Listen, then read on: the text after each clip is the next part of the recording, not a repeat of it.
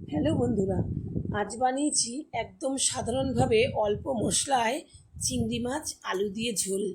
এই রেসিপিটি কিন্তু সাধারণ হলেও একদম পেঁয়াজ রসুন ছাড়া এর স্বাদ কিন্তু একদম অসাধারণ, দুর্দান্ত হয়েছিল। তোমরা একবার এভাবে রেসিপিটি ট্রাই করতে পারো, একদম অল্প মশলা দিয়ে। তবে চিংড়ি মাছের যে স্বাদ গন্ধ পুরোটাই কিন্তু তোমরা পাবে এর মধ্যে।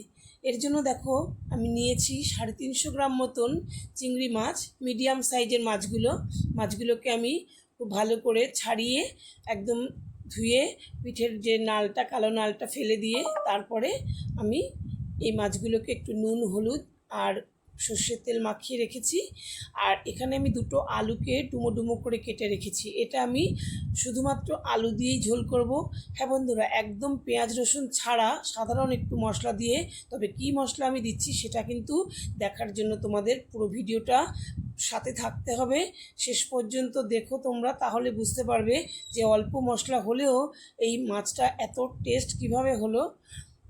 তো আমি এখানে আলুগুলোকে ডুমো ডুমো করে কেটে রেখেছিলাম। সেই একটু নুন আর একটু হলুদ দিয়ে আলুগুলোকে আমি খুব লাল লাল করে ভেজে নেব। প্রথমেই আলুটা এই জন্যই দিচ্ছি যাতে আলুটা একটুখানি নরম এবং ভাজা ভাজা হয়ে যায়। যেহেতু চিংড়ি মাছটা আমি ঝোলে যখন দেব খুব বেশি সময় আমি রাখবো না, তাই আলুগুলোকে আমি আগে খুব ভালো করে লাল লাল করে ভেজে নরম করে নিচ্ছি। একদম ছাকা তেলের মধ্যে আলুগুলোকে মোটামুটি ভাজা আমার হয়ে গেছে। দেখো এইরকম লাল লাল অবস্থায় আমি নামিয়ে নেব আলুগুলোকে। আশা করি বন্ধুরা রেসিপিটা তোমাদের দেখে ভালো লাগছে। আর তোমাদের যদি ভালো লেগে থাকে তাহলে তোমরা কিন্তু একটা লাইক দিও, আর ছোট্ট করে কমেন্ট করে তোমরা জানিও তোমাদের এই রেসিপিটা তোমরা কারা কারা এভাবে তৈরি করে খাও। একদম অল্প মশলায় গরমকালে হালকা মশলা দিয়ে অসাধারণ স্বাদের এই চিংড়ি মাছটি তোমরা একবার করে দেখতে পারো এভাবে, যদি না খেয়ে থাকো। তারপরে দেখো, আমি মাছগুলোকে ওই তেলের মধ্যেই একটু উল্টে পাল্টে ভেজে নেব। খুব বেশি কিন্তু ভাজবো না বন্ধুরা, কারণ জানো তো চিংড়ি মাছ বেশি ভাজলে পরে শক্ত হয়ে যায়।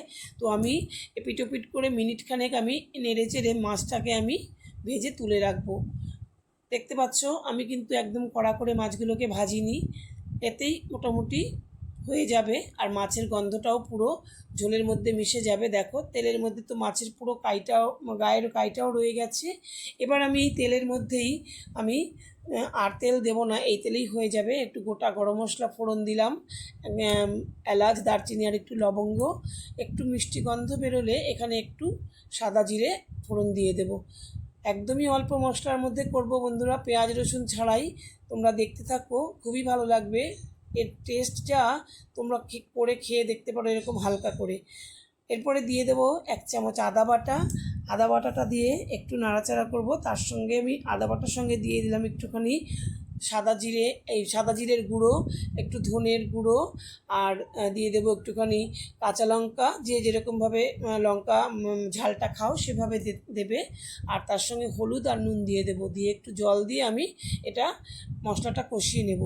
ঝালটা বন্ধুরা তোমরা কাশ্মীরি লঙ্কার গুঁড়ো এখানে দিতে পারো, তার সঙ্গে লাল লঙ্কার গুঁড়োও তোমরা দিতে পারো। আমি ঝালটা একটু কম খাচ্ছি তাই আমি ওই লঙ্কার গুঁড়ো ব্যবহার করলাম না। তো আমার কিন্তু তাতে কোনো অসুবিধা হয়নি, কারণ আমাদের এই কাঁচা লঙ্কাটাও কিন্তু খুব ঝাল।